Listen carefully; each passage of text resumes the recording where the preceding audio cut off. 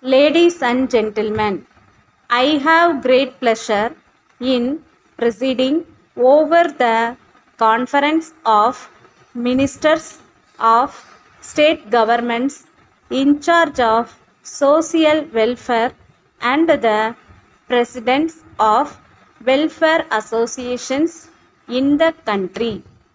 On this occasion, I would like to share with you some of my views for your consideration. This subject of social welfare was mostly dealt with by non-official agencies in the past.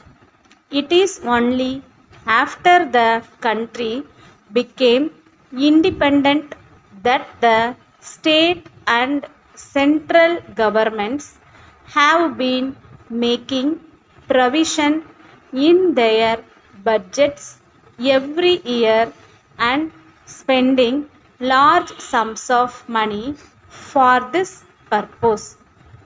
It is common knowledge that the governments elected by the people are responsible to the people and answerable to the legislature concerned. They have a responsibility to see that the money collected by way of taxes from different sections of the society is spent, taking into consideration the requirements of the people and the overall interest of the country.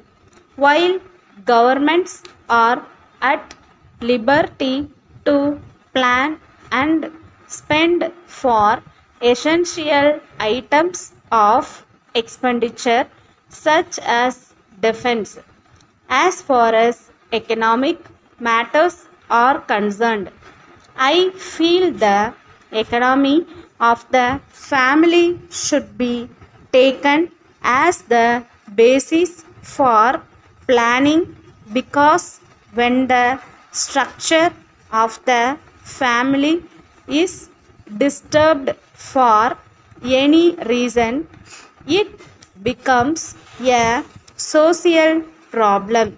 There is much talk of increasing the production of food grains, at the same time restricting the growth of the population, so that the food grains that we produce may be sufficient to meet the requirements of the people. No doubt, there is increase in production of food grains and other goods on account of various development schemes. But in spite of the family welfare schemes, it cannot be said that the increase in population has been checked to the extent we desired.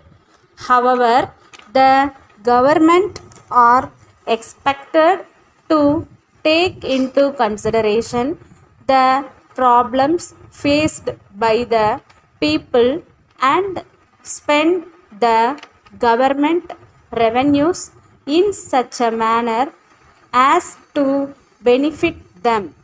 The most important thing that the government and the welfare associations should do is to see that children are grown in healthy conditions and also given the right type of education, as the boys and girls of today are the future citizens of the country. So, I request the government to take care of the boys and girls in poor families that may not be in a position to take care of them for a variety of reasons. Thank you. Letter dated 7th July from Mohan and Company, Madurai, to the Stationery Articles Suppliers, Chennai. Dear sirs, we thank you for your letter dated 10th June. We have seen your accounts for the goods supplied to us. Before sending the demand draft for the amount, we would like to bring to your kind attention that there is no mention of discount as usually done, as your articles are very much liked by our esteemed customers.